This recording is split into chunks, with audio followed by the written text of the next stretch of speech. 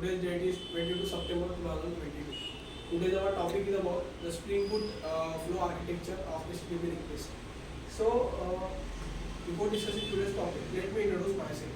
I am Chitaraji Kundewa. Basically, I am from Maharashtra, but currently I am staying in Pune. I have done my engineering in field electrical engineer in 2019. So, this is all about me. Let's start our today's topic, that is Spring Boot flow architecture of HTTP request. So basically, the Spring is a framework which is used to build up the web application. So we have to build our web application. So there are so many techniques in that to build up the web applications. There are for a front end part we have to use Angular. For back end part we have to use Spring. So combination of that we have to build up the Spring web applications.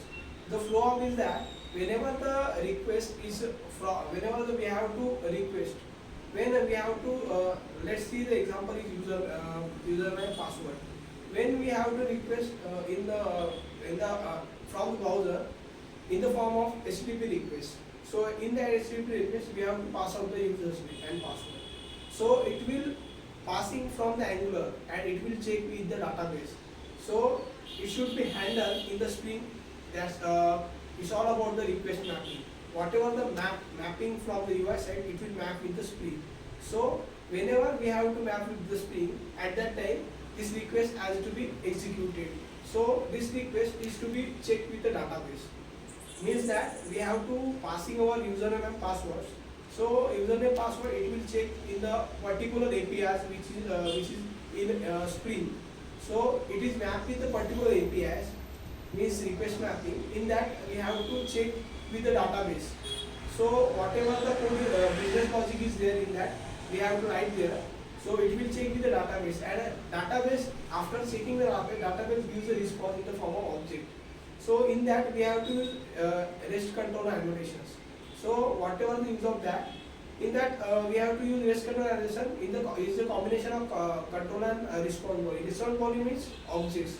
So whatever the after the execution, whatever the response in the form of object, it will be response to the HTTP request.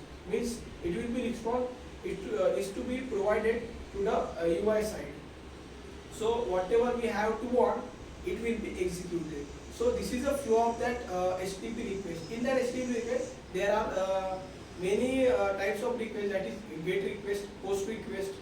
So we have to some get the data. At that time we have to GET request has to be used, and a POST request is used to for the object only. We have to pass the object and we have to get the object. So this is all about the Spring flow architecture of HTTP request in Spring. Thank you so much.